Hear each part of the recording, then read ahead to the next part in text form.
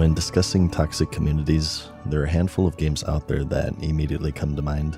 League of Legends is almost universally recognized for its intense and sometimes hostile player base. It's a game where the competition is fierce and the stakes feel high, leading to interactions that are often less than friendly. Call of Duty, another giant in the gaming world, is known for its cutthroat nature. It's a game where players are often pitted against one another in highly competitive environments, and this too can lead to toxicity. And Counter-Strike, with its emphasis on precision and skill, has a community that can be quite unforgiving to newcomers or those perceived as less skilled. And then there's World of Warcraft, a game that's been around for nearly 2 decades with a community that's seen its fair share of ups and downs. You'll find many websites that list these games as having toxic communities, but they often move on without much explanation. The goal of this video today is to go beyond the surface and to really explore and answer this question. Why is World of Warcraft considered toxic? What is it about this game that's cultivated such a reputation over its near 20-year legacy?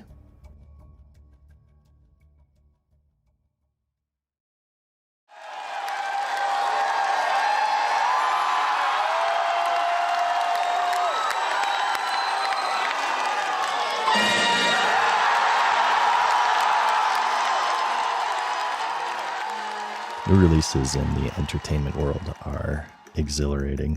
There's a certain magic to them, almost an addictive quality that pulls you in and keeps you engaged. Getting caught up in the frenzy of a new phenomenon, whether it's a movie, TV show, or video game, is an experience like none other.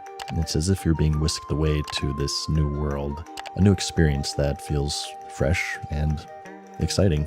The story progresses, new features are introduced, and mysteries that have been lingering on for years might finally be resolved.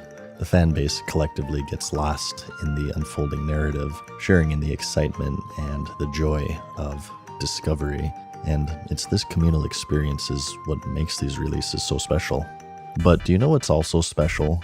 Shaving your balls with Manscaped, the global men's lifestyle brand that's revolutionizing the way that we think about men's grooming. I mean, when you've got the confidence of more than 10 million men worldwide, in other words, more than 20 million testicles shaved, you know they're doing something right. These communities may be toxic, but your crotch isn't, with the Performance Package 5.0 Ultra featuring the brand new Lawnmower electric trimmer, which takes grooming precision to a whole new level. This bad boy comes with dual skin-safe blade heads, an upgraded trimmer blade for those clean-cut moves, and an interchangeable foil blade that leaves you with a super smooth and bare finish. And with a bigger LED light and waterproof design, you're covered whether you're in the shower or out. The Performance 5.0 Ultra package includes the Weed Whacker 2.0 for easy nose and ear hair trimming. The kit also comes with the Crop Soother aftershave lotion and the Preserver anti-chafing deodorant. They're essentially world buffs for your testicles. And don't forget the free gifts. The Boxers 2.0 and the Shed 2.0 bag for ultimate comfort and organization.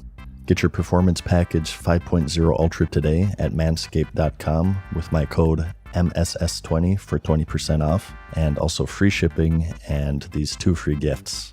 Your balls will thank you. Anyways, few categories of entertainment deliver this feeling more intensely than the MMORPG. Not the ball trimming. I'm talking about the excitement over this new experience. It is a genre where the allure lies in an online world that isn't just yours, but is shared with countless others from across the globe. The world is persistent, it's always alive, with things happening in every corner, even when you're not logged in. It is this virtual reality that continues to exist and evolve even when you're not present. For some, it even becomes a second life, a place where they can escape from the stresses of the real world and immerse themselves in an alternate reality.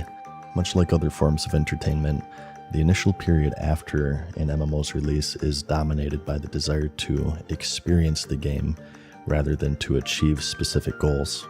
This period is defined by what is called free play as opposed to instrumental play.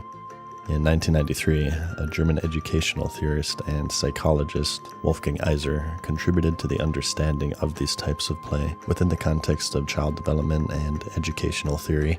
He described free play as the most natural and uninhibited form of play.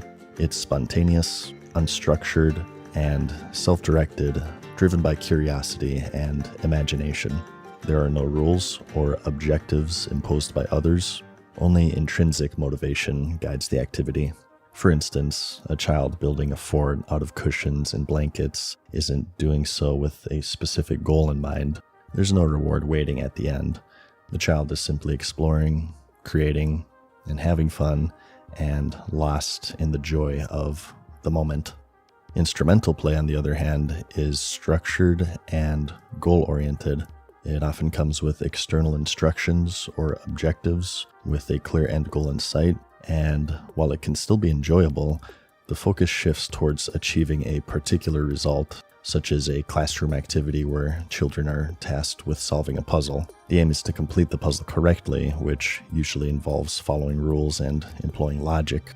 So whereas the satisfaction from free play comes from participating in the activity itself, in instrumental play, it most often comes from the sense of accomplishment that follows achieving this specific goal. Free play is seen as crucial for holistic development. It fosters creativity, problem solving, and social skills. When left to their own devices, individuals can create these entire worlds and characters and stories, and in the case of World of Warcraft, this type of play is most often seen in the world of role-playing, where players immerse themselves in the lore, and they create their own narratives within the game's universe. In this sense, they're not just playing the game, they're living in it, and creating their own stories and adventures as they go along. Instrumental play, on the other hand, while different, is equally valuable. It helps develop specific skill sets, and it fosters critical thinking. Following rules and working towards a goal and focusing on achieving a particular outcome requires discipline, focus, and perseverance. Hell yeah! Let's go! Yeah, nice shit. These skills are crucial both in real life and in these virtual worlds that we inhabit. And in World of Warcraft, an example of instrumental play would be raiding, where players work together to overcome difficult challenges, requiring coordination, strategy, and a deep understanding of the game's mechanics. During the birth of a new movie series, or video game, or fandom of any sort, exploration and curiosity often overshadow this objective-based play. In other words, free play takes precedence over instrumental play. This is a very natural progression, as the initial thrill lies in the discovery and the novelty of the experience rather than achieving specific outcomes. It's a time when the world feels open and full of possibilities, and where the joy comes from the journey rather than the destination. Although both types of play are essential, free play has an advantage, especially in terms of community dynamics. It's less intense because there are no objectives at stake. Without specific goals, the game lacks a competitive edge, which can lead to a more relaxed and welcoming environment. But as time passes and this initial exploration phase ends, the free play dynamic wanes and objective-based play and, consequently, instrumental play start to take over. Where there once were no conditions to win, the need to achieve victory at all costs begins to dominate. The fun is no longer about simply experiencing the dungeon, it's about completing it as quickly and as efficiently as possible. This shift introduces a level of pressure to perform well, and often to impose that same pressure onto teammates, and it's no longer just about enjoying the game, it's about proving your worth, both to yourself and to others. Don't go in the Get out of defile. that defile. Get out of that defile! Kidding me? Come on! Wow. It is at this point that elitism begins to creep in. Those who don't meet certain standards can be excluded or looked down upon, creating an environment that becomes increasingly divisive, and what was once a collaborative and inclusive experience has now turned into a competitive and exclusionary one. Players who were once welcomed with open arms may find themselves now ostracized or criticized for not meeting the ever-increasing demands of the game and its player base. While game developers don't directly control player behavior, they do largely guide it.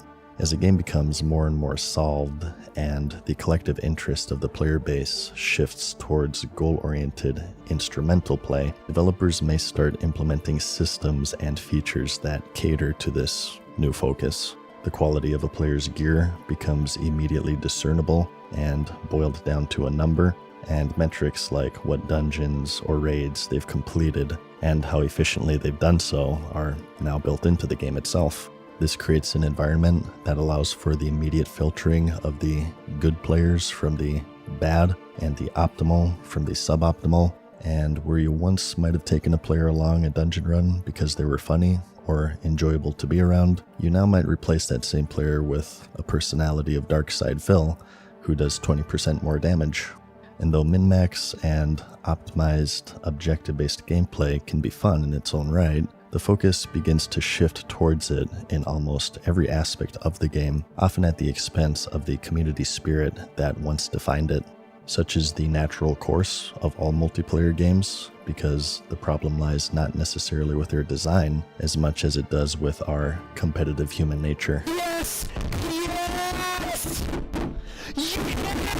Game designers can take measures to slow this process, and there have been documented cases of them doing so, such as in Final Fantasy XIV, another MMO, where damage meters are allowed only for personal use and are against the game's terms of service to broadcast them to other players or shame someone for performing suboptimally. Where there are choices, there are those that are right and those that are wrong. If there is a win condition, it is possible to lose, and the foundation of World of Warcraft in particular is built upon these fundamentals: player agency and achievements. Even if it isn't directly, the players are competing against one another in some way. Who has the best gear? Who does the most damage? Who has the highest parse? Who has more mounts? Who has the coolest mount? Who has this cool looking rare armor set? Who has more gold? Who has more achievement points? Max level characters, PvP ranking, and so on and so forth. Your performance in the game is directly compared to others playing it. It is an environment crafted specifically for instrumental play, and for all of its strengths, a wholesome community is transitory, existing only for a brief period of time when it is new and the players are preoccupied with experiencing it rather than experiencing it correctly. Such is the fate of not only World of Warcraft, but of most MMORPGs and, by extension, most multiplayer games. The answer to why the World of Warcraft community has become toxic, at least in part, lies in the passage of time.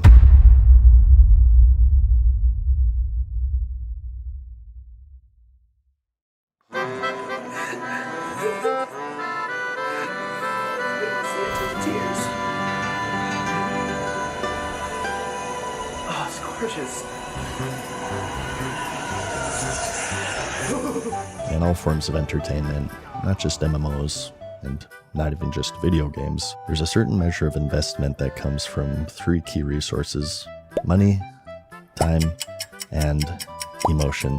These three elements are the foundation of our engagement with the things that we love, and they play a significant role in shaping our experiences and our communities. You pay your hard-earned money to play the game, to watch the movie, to attend a sporting event, and you spend your valuable time interacting with it, investing countless hours into whatever form of entertainment that you're passionate about.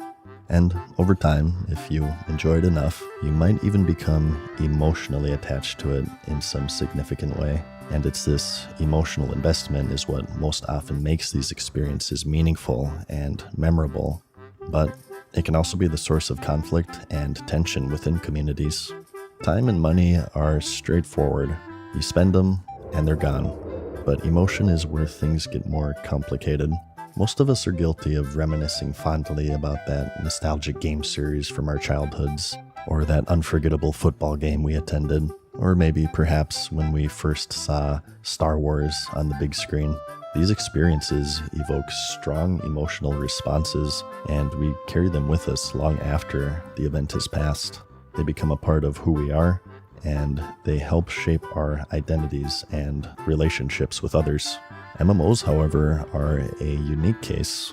They are a particularly hardcore genre of game in terms of investment. They're expensive, requiring expansions every couple of years. World of Warcraft, for instance, still has a monthly subscription fee just to play, on top of a pretty intense cash shop for cosmetics and progression. Told you so, by the way. It's a financial commitment that not every gamer is willing or able to make, but for those who do, it's a significant investment. The genre is also incredibly time-consuming. MMOs are built on the foundation that there is no end, that the content is continuously added in order to keep players engaged and, more importantly, subscribed. World of Warcraft, for example, just released its 10th expansion and will be celebrating its 20th anniversary this November. Some players have been playing it for the entirety of the game's lifespan, dedicating years of their lives and thousands of dollars to exploring Azeroth and all it has to offer. 20 years of memories, trials, tribulations, successes, failures, friends, enemies, and emotional investment. For many, World of Warcraft has become more than just a game. It's a comfort activity, a consistent and everyday part of their lives that provides a sense of stability in a world that is often unpredictable and chaotic. It's something that they can rely on. It's something that's been there through the good times and the bad, and this deep connection only strengthens their investment into the game. Time, money, and emotion. This intense investment creates an equally intense community where some players attach their identity to the game, while on the other hand, perhaps due to its addictive nature, have attached their identity to disliking it. As stated, MMOs are built upon the fundamental principle of change. New features, systems, classes, land masses, and so on are constantly introduced, removed, or otherwise altered for better or for worse. And the result is a community that is often at odds with itself, divided between those who love the game and those who love to hate what it has become. In recent years, there's been a lot of negativity surrounding Blizzard, the developer for World of Warcraft. From laying off a record number of employees after a record-breaking fiscal financial quarter, to releasing unfinished games, facing human rights controversies, poor expansion releases, and even lawsuits, Blizzard has been thrust into a whirlwind of controversy. This has led to an abundance of criticism and negativity, with Blizzard becoming something of a punching bag for journalists and documentarians and the gaming community as a whole. And while much of it is deserved, this constant barrage of criticism has also created a bandwagon effect where much of this negativity surrounding the game and the developer is either overdone or done in bad faith. It has long since reached a point where there's now pushback, with longtime fans of the game who have invested so much of themselves into it, fighting back with what they perceive as equally personal toxicity. This defensiveness is understandable, but it also contributes to the toxic environment that has become synonymous with the game. This phenomenon isn't unique to World of Warcraft. It's true of any long-running game or series, but it's particularly pronounced in MMOs due to the intense time and financial commitments required. It's not just a random Call of Duty match. It's an adventure that spans decades for some players. There's so much more to attach yourself to in the MMO genre, which makes the community dynamics even more charged, and therefore the potential for toxicity even higher. And the result is a mix of toxic positivity and toxic negativity. The fanboys versus the haters. Those who treat the game like a girlfriend versus those who treat it like an ex-girlfriend. Meanwhile, a potential new player who is ignorant of all of this looks on in confusion and embarrassment. World of Warcraft, League of Legends, Dota, Counter-Strike. These are games and franchises that have been around longer than some of you have been alive. They've become staples, comforts, and significant parts of the player base's identity. When you combine this with the shift from free play to instrumental play and the hyper-optimization and metagaming that follows, it creates an environment that many today consider to be toxic and unwelcoming. And while the nature and structure of these games plays a role, what's truly responsible for the decline in the quality of these communities is our competitive human nature and our tendency to invest too much of ourselves into our passions, whether that be movies, sports, TV shows, or video games like World of Warcraft. The problem is the same. It's not just about the games themselves, it's about how we as people interact with them and the communities that form around them.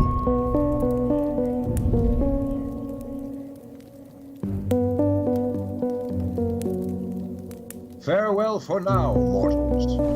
We hope you enjoyed today's video. See you again soon.